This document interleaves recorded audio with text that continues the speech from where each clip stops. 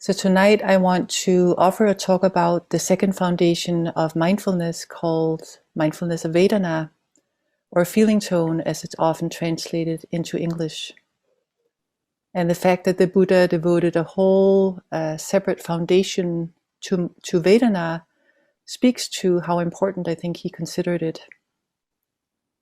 And it actually turns out that Vedana is a really central mental process in the teachings about suffering and the end of suffering, which we're going to explore together tonight.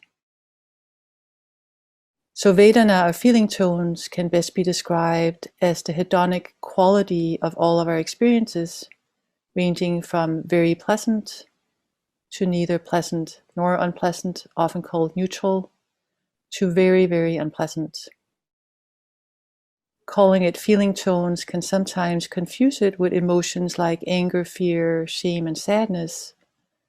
And while these emotions definitely have qualities of pleasant, unpleasant, and neutral co-arising with them, Vedana is actually much more basic or fundamental than emotions are.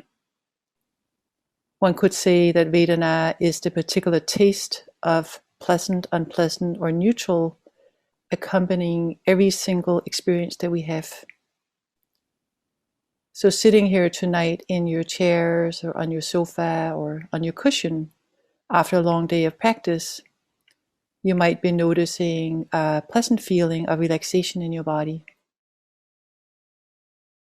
Or maybe there is an unpleasant sense of pressure or heat somewhere in your body. Or maybe the body just feels overall quiet and neutral as you tune into it right now. So maybe just an invitation for you to, in this moment, check out what's the predominant quality of pleasant, unpleasant, and neutral in your body in this moment. So these are all feeling tone qualities of our experience.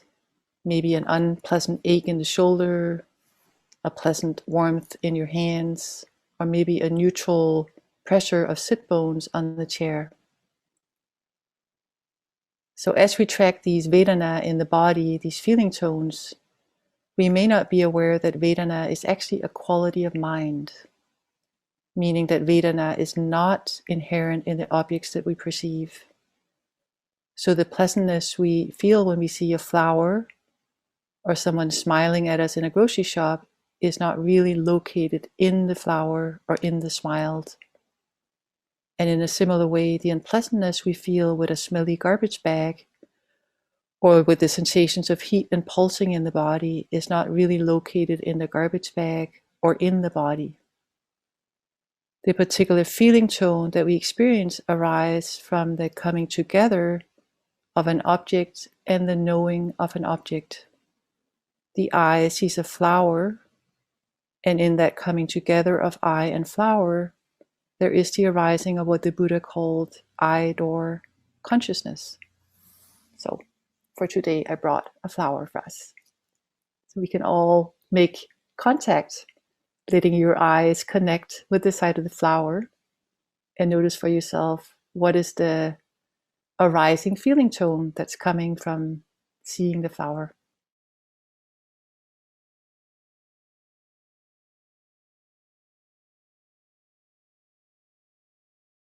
And whether the coming together of flower and eye gives rise to pleasant, unpleasant, or neutral all depends on the previous conditions leading up to that particular moment of eye and flower meeting each other. So all our previous histories and interactions with flowers, as well as the particular condition of the mind in the moment of eye and flower making contact. So this is why we say that Vedana is an experience of the mind. And like anything else that we experience through our six sense doors, it is impermanent and it is conditional. Each feeling tone arising and passing out of its own causes and conditions. So although the experience of feeling tone in this way is very subjective, we often take for granted that feeling tone is inherent in the object. So when we look at this flower I just showed you, we may think that we're actually perceiving some deep inner pleasant quality in the flower itself. The flower has the pleasantness. And most of us tend to experience the sight of a flower as pleasant. And so it can be hard for us to truly understand that the pleasantness we feel is not really in the flower, but it's in our own minds. And this in part is how we get in trouble with Vedana.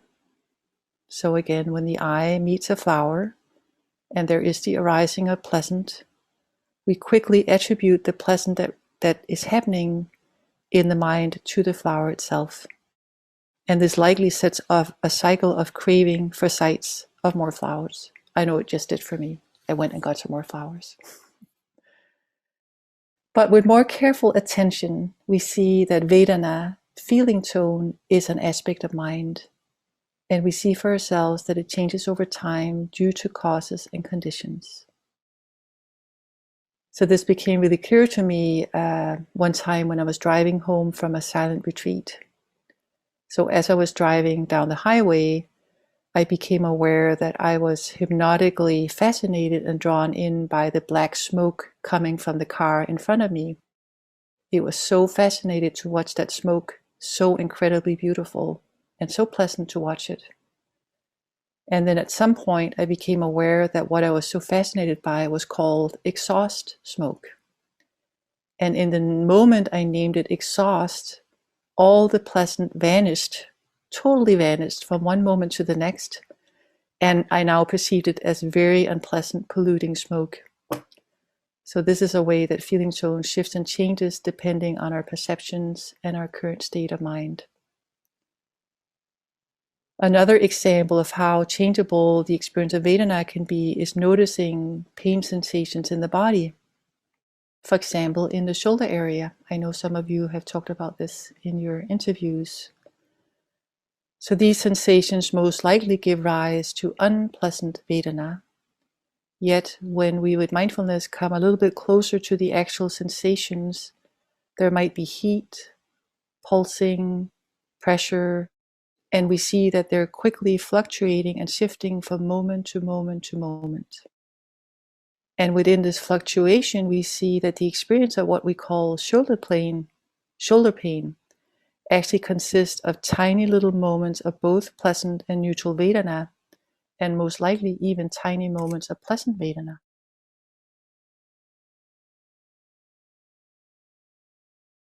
Although we may not be aware of this. So it's all arising and passing very quickly, not solid at all. Yet most often we know and experience in a more solid way, for example, as pain in the shoulder. So as we have explored, Vedana arises in the contact between one of the 6 sense doors and a sense object. It is in the coming together of the sense door and the object that there is a moment of consciousness, which then gives rise to feeling tone. The Buddha talked about this contact point as 2 fire sticks rubbing together to produce a fire, Vedana. So there is Vedana arising in the contact between the eye door and sights, between the ear door and sounds, between the nose door and smells, between the tongue door and taste, between the body door and sensations. And there is also Vedana arising between the mind door and mind objects. For example, a mind object could be a thought, a memory, a plan, an emotion, and all of these mental objects also give rise to feeling tones. For example, for someone who might be very analytically oriented, the process of discursive thinking itself might be extremely pleasant. Thinking, pleasant, pleasant, pleasant. Lots of delight in thinking. And then for others that might be more emotionally oriented, experiencing the flow of emotions may be very pleasant, perhaps giving rise to a feeling of aliveness and creativity. So as mentioned, Vedana is central in our understanding of both suffering and freedom from suffering.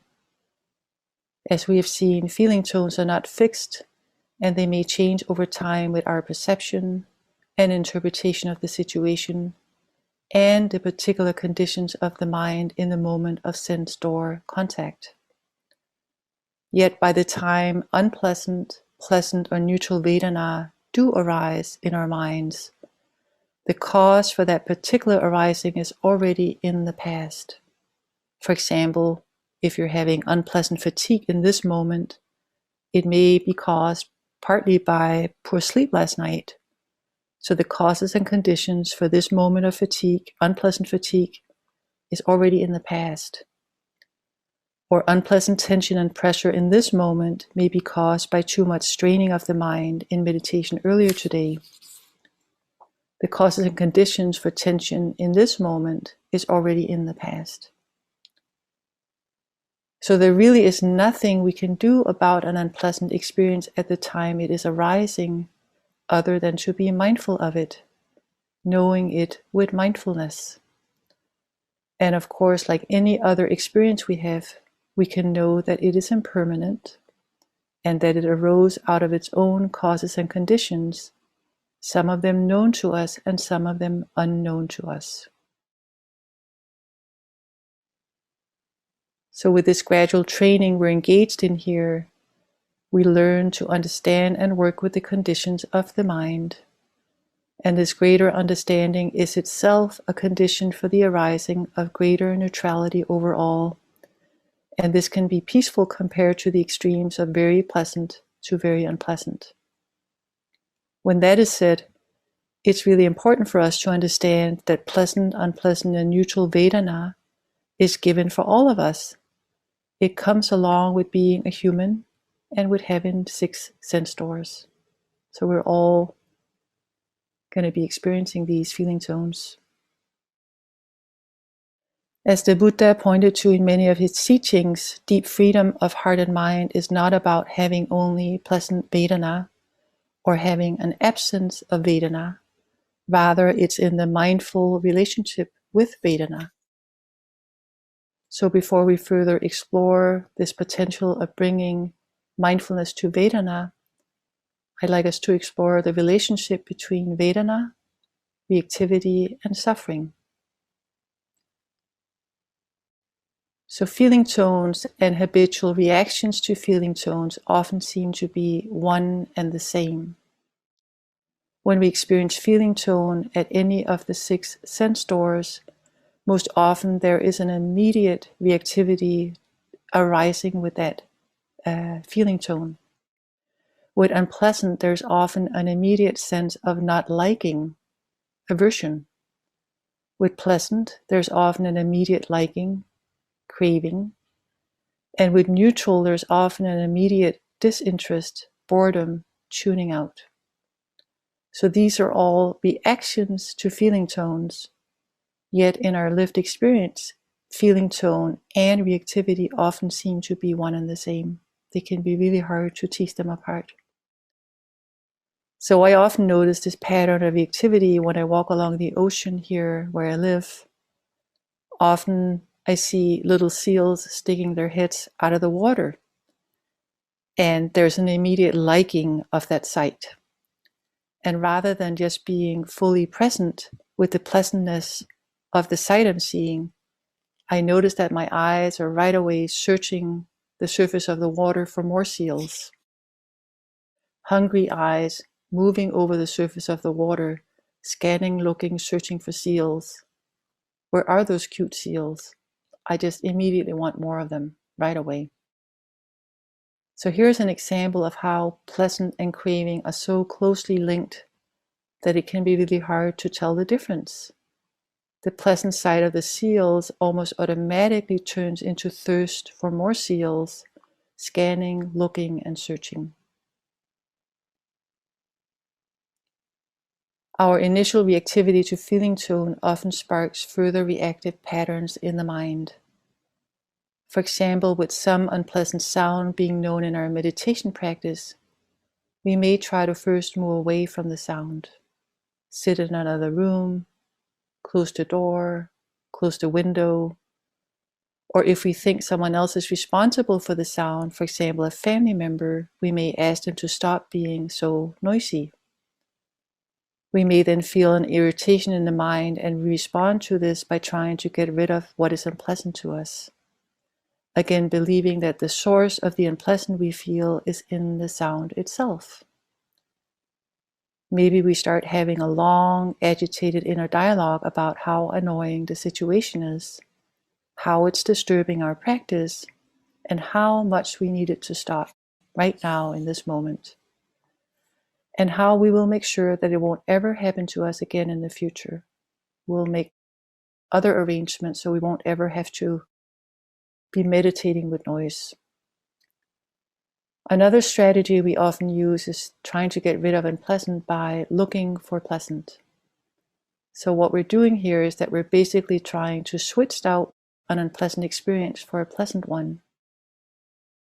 So in our formal sitting, there may be unpleasant Vedana arising within the body door, some form of painful sensation. Aversion and reactivity may arise, so we may move around as a response. We may start to wonder when the sitting is over, when it's going to end. And as aversion keeps building, we may start to dream about the nice cup of tea or the nice lunch we will have later on when this sitting is finally over. And then in that thinking about the food or the lunch, we start to remember how much we like a particular food that we will have for lunch. And then we start planning a very nice dinner we will cook for friends that are coming over in a few weeks. And quickly, we're off into a pleasant fantasy for the next 10 minutes, 20 minutes. All of this started with a very simple, unpleasant feeling tone arising within a particular body sensation. And next, we're way off into a big story about a dinner party. This big story is what the Buddha called papancha, or proliferation of mind. Papancha, proliferation of mind. It means the tendency of mind to proliferate, to think a lot about what is happening, rather than being present with our here and now experience. In the sutta called the Honey Bowl Sutta in the Majjhima Nikaya, the Buddha describes the sequence of events very clearly. He says, dependent on the I and forms, I consciousness arise. The meeting of the three is contact. With contact as condition, there is feeling. And what one feels, that one perceives and thinks about. What one thinks about, that one mentally proliferates. With what one has mentally proliferated as the source, perceptions and notions tinged by mental proliferation beset a person with respect to the past, future, and present forms cognizable through the I. So here we have the chain of events starting with the simple meeting of I and form, leading to complex proliferation of thought, which then conditions how we further perceive our moment-to-moment experience. We probably all are familiar with this pattern.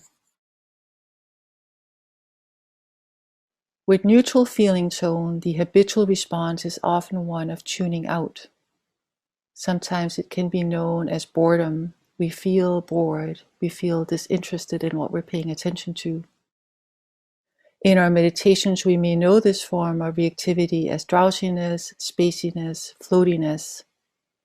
And sometimes a stretch of boredom even leads us to stir up some big inner drama. Maybe some big unpleasant story about the past that can wake us up from feeling bored. Maybe we can think about how upset we are about a past argument with a family member. This might get the blood pumping and the energy rising in the body. So although the story about the family member in itself might give rise to unpleasant Vedana, the coming out of neutrality and boredom and into more wakefulness may have its own strange pleasantness associated with it. And all of this to avoid the neutrality giving rise to boredom. I think neutral in some ways may be much harder for many people to be with compared to the unpleasantness associated with some form of stress.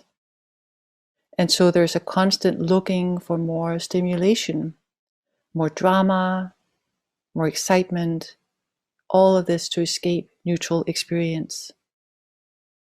With this gradual training in Sila, Samadhi, and Panya, we become disenchanted with the excitement of drama, and we start to deeply value the potential peace associated with more neutral Vedana.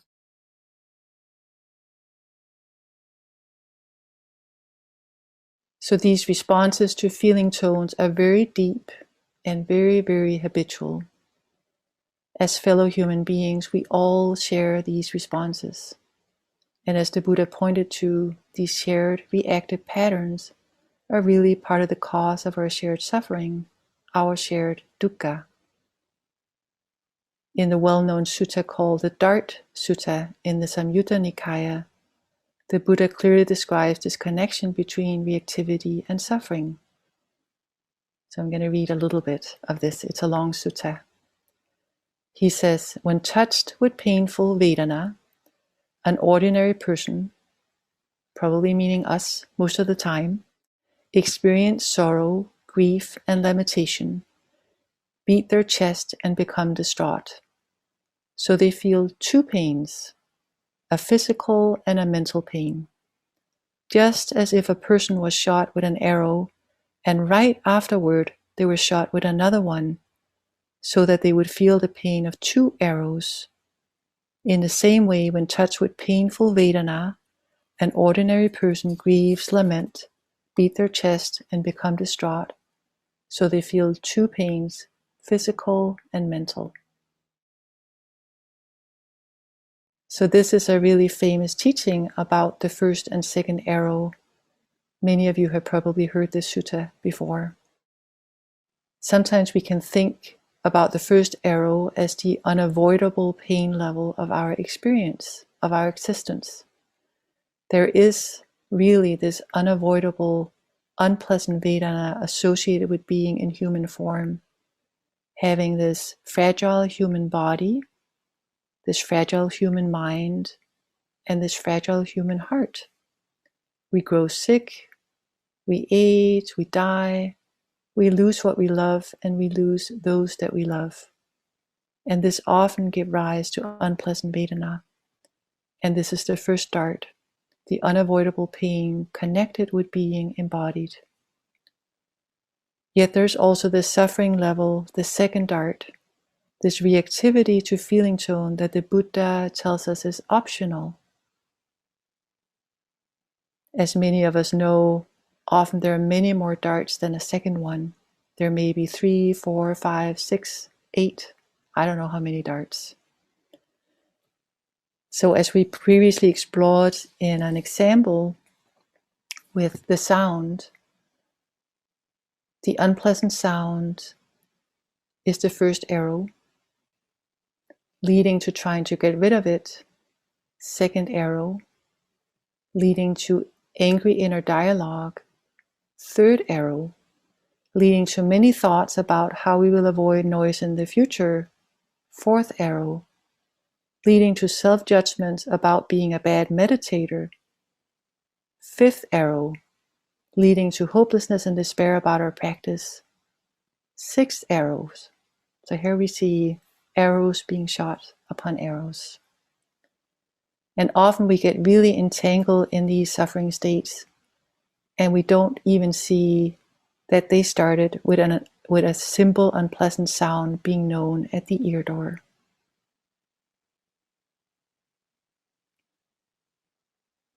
So it is clear from this sutta that suffering arises with the shooting of the additional arrows.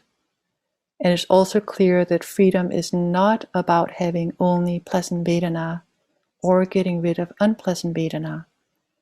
In fact, the Dart Sutta, the Buddha in fact describes how a noble disciple, meaning a deep practitioner with some level of spiritual wisdom, will have the exact same Vedana as an ordinary person, yet with a very different response. So here's just another little piece of this sutta. The Buddha says, having been touched by painful Vedana, a noble one do not resist it. Hence, in them, No underlying tendency of resistance against painful Vedana comes to underline their mind. So this is the aversion against unpleasant Vedana. Under the impact of painful Vedana, they do not yearn for sensual happiness. And why not? Well-taught noble disciples know of an escape from painful Vedana other than yearning for sensual pleasure. They know, as it actually is present, the arising and the ending of these Vedana, and the gratification, the danger, and the escape connected with these Vedana. So we'll talk a little bit more about that last piece. So it seems that there is an escape from suffering, and that the escape is in seeing Vedana with wisdom, seeing that Vedana arise and pass like anything else in our conditioned experience. And with that, also seeing that pleasant Vedana certainly can offer some gratification. We're not denying that there's some gratification in having pleasant Vedana. Yet the gratification will always be limited and unreliable due to the impermanent nature of Vedana. So not shooting the second arrow has to do with mindfully seeing them for what they are without getting involved, as Marcia often says. Don't get involved, she says. This is also the basic instruction offered by the Buddha in the second foundation of mindfulness, mindfulness of Vedana, where he says, when experiencing a pleasant feeling tone, one knows, I experience a pleasant feeling tone. When experiencing a painful feeling, one knows, I experience a painful feeling. When experience a neither pleasant nor painful feeling, one knows, I experience a neither pleasant nor painful feeling. So we are invited by the Buddha to practice right here, right with the coming and the going of Vedana within our own lived experience from moment to moment to moment to moment. Not adding anything and not rejecting anything. Simply being open to and curious about these hedonic tone arising with any of our sense door experiences. Maybe asking ourselves, is this pleasant? Is this unpleasant? Is this neutral? How do I actually know this particular feeling tone? What does pleasant, unpleasant, or neutral feel like to me? And what sense door is the feeling tone arising with? Is the pleasantness arising with a sight I'm seeing? Is it arising with a thought I'm having? Is it arising with the cup of tea I'm drinking? And how long does a particular feeling tone stay at that same intensity? For example, does the intense pleasant feeling arising with the first bite of food stay the same, or does it change as we keep chewing our food or as we keep eating? There might be an initial hit of pleasant, and then as you eat more, there might be a shift in this. So the body door is a really great place for us to start getting to know and become acquainted with feeling tone.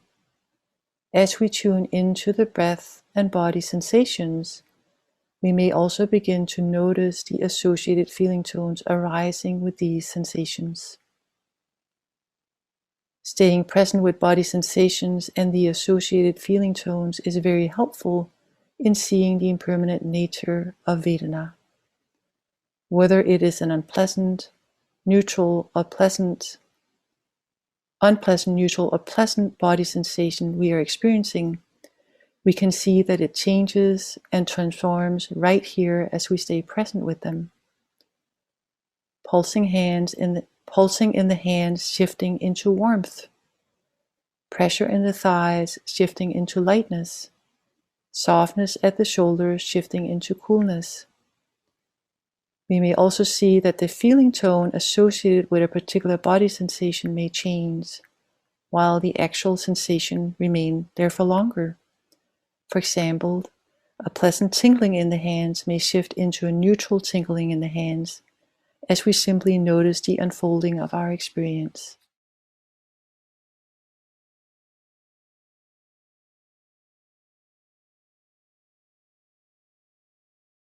So although being mindful with Vedana can support us in not adding more darts, not adding additional layers of suffering on top of pain, we can actually practice with any level of activity that's already occurring in our hearts' minds.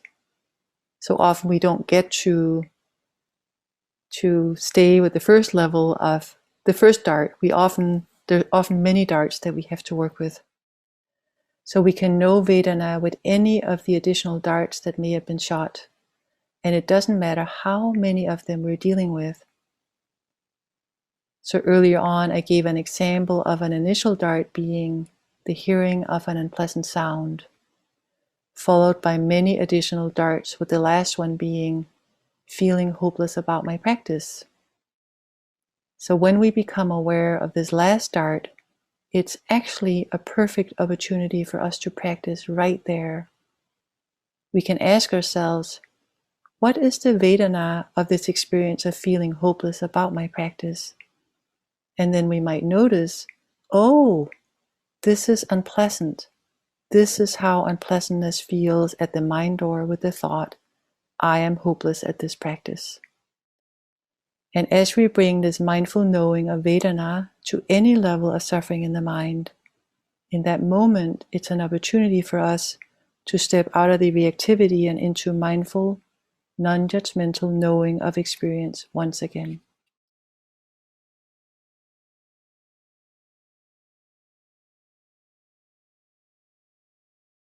The Buddha made a distinction between what he called worldly and unworldly Vedana.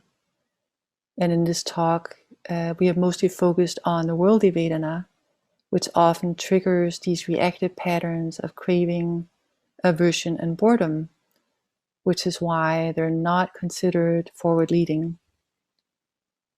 The unworldly Vedana are those associated with our path. For example, pleasant Vedana associated with the bliss of blamelessness, or pleasant feelings associated with our concentration or our metta practice. These types of Vedana are said to be forward-leading. They arise based on a letting go of sensual desire, and they are associated with the wholesome wish for deeper happiness, deeper peace, deeper freedom. So the knowing of these unworldly, pleasant feelings support further letting go into the path. When they arise, it's okay to fully know them with mindfulness and to enjoy them. We're actually encouraged to do so by the Buddha. Being mindful with unworldly pleasant Vedana is also self-correcting. So as we have explored, sukha, this sweetness, this contentment, arise out of a letting go, and if we cling to sukha, it will vanish. So it's in this way that it's a self-correcting experience. Pleasant unworldly Vedana arise from a letting go, and they vanish from a holding on. So we can't actually cling to them. There can also be unpleasant, unworldly Vedana associated with this path. The sting of remorse telling us that we're breaking sila can be associated with unworldly, unpleasant Vedana. Or the inner calling of samvega, the deep wish to be free, can be associated with unworldly, unpleasant Vedana, a form of deep longing, deep desire for freedom that can have an unpleasant, yearning quality associated with it. And then there's also neutral, unworldly Vedana, deep equanimity associated with unworldly, neutral feeling tone at the mind door. In the release of reactivity, the mind is no longer in the push and pull for or against experiences. it simply rests in the middle. The peaceful state of neutrality that can arise during our practice points to the potential of the liberated mind, the mind that is totally still, permanently free from the pulling forces of greed, hatred, and delusion. When we learn to appreciate these temporary experiences arising in our practice of resting in the middle, they can become a new reference point for us that can further guide our practice and lead us in the right direction.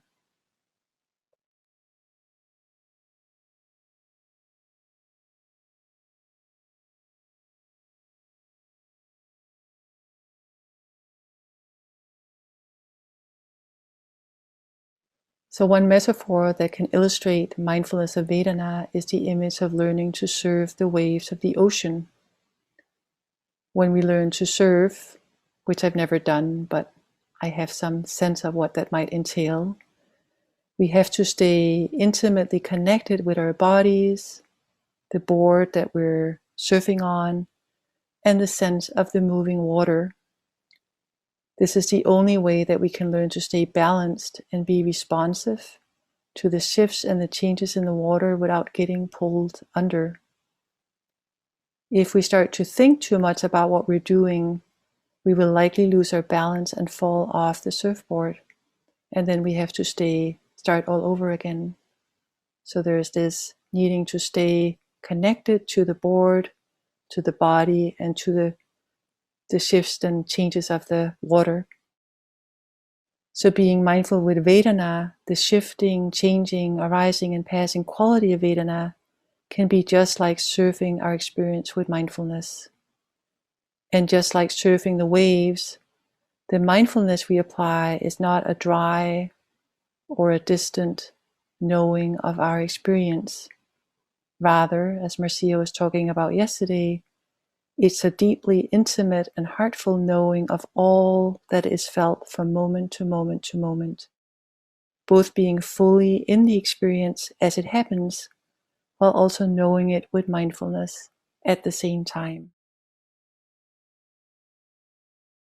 Another metaphor that might illustrate this relationship with experience is the image of an old-fashioned record player. Most of you are probably old enough to know this experience. So the needle on the record player has to stay intimately connected within the groove of the record track to play the music. So it moves and it vibrates with all the little changes and bumps of the track being both in the groove while also allowing for the sound to be known. So can we also in this way be fully in our experience rather than being beside it, below it, above it, like we often are, knowing it with intimacy, knowing it with mindfulness. So what often happens in life is that we often have this distance between ourselves and our intimate knowing of life. For example, when I see a seal and my eyes start searching for more seals, I am actually missing the moment I'm in. The wanting for more seals becomes a barrier between the direct being in life and the sense of I needing something other to happen than what's actually here. The wanting, the aversion, the tuning out creates an illusory distance between ourselves and the world. And the barrier that is created is this sense of I and other, me here, the world out there. So what would it be like if we could serve our Vedanas more rather than habitually react to them? Walking along the ocean, seeing a seal, there might be a wave of the arising of pleasant, coming to a peak, and then fading into neutral, and intimately seeing the wave of Vedana arise and disappear. There might be a direct knowing of the impermanent, unsatisfactory, and conditioned nature of sense or experience. And in that seeing, the heart might release some habitual wish for lasting sense-door satisfaction. And in that release, the heart might reopen to life in another way, opening to the deep fragility and the deep preciousness of life, opening fully to all that is really beautiful here. A seal, a flower, a warm touch, a smile, but not holding on to it, trying to make it solid, letting it fully in and letting it fully go. So as an ending, I would like to end this talk tonight with a poem illustrating this deep intimacy with life, and it's called Hokusai Says by Roger Keyes. Hokusai says, look carefully. He says, pay attention, notice. He says, keep looking, stay curious. He says, there is no end to seeing. He says, look forward to getting old. He says, keep changing. You just get more of who you really are. He says, get stuck, accept it, repeat yourself as long as it's interesting. He says, keep doing what you love. He says, keep praying. He says, every one of us is a child. Every one of us is ancient. Every one of us has a body. He says, every one of us is frightened. He says, every one of us has to find a way to live with fear. He says, everything is alive. Shells, buildings, people, fish, mountains, trees. Wood is alive. Water is alive. Everything has its own life. Everything lives inside of us. He says, live with the world inside of you. He says, it doesn't matter if you draw or write a book. It doesn't matter if you saw wood or catch a fish.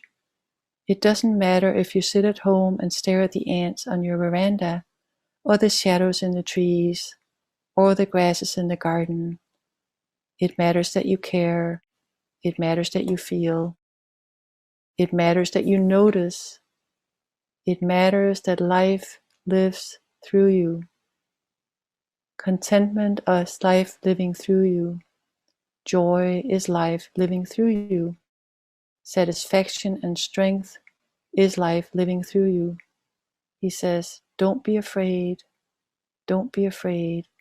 Love, feel, let life take you by the hand. Let life live through you. So we'll take a moment and sit together.